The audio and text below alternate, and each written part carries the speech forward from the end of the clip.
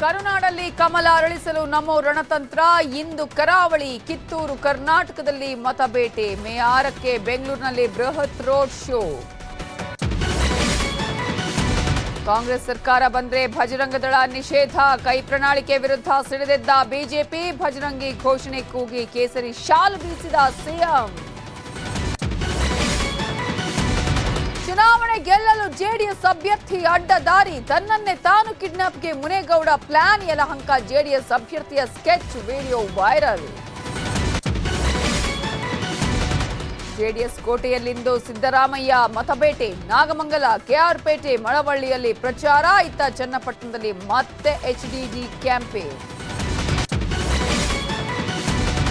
ಜಗದೀಶ್ ಶೆಟ್ಟರ್ ಸೋಲಿಸಲು ಪಣತೊಟ್ಟ CM. Central ಕ್ಷೇತ್ರದಲ್ಲಿ ಸಿಎಂ ಮತಬೇಟೆ. ಲಿಂಗಾಯತ ನಾಯಕರ ಜೊತೆ ಸಭೆ ಸಾಧ್ಯತೆ.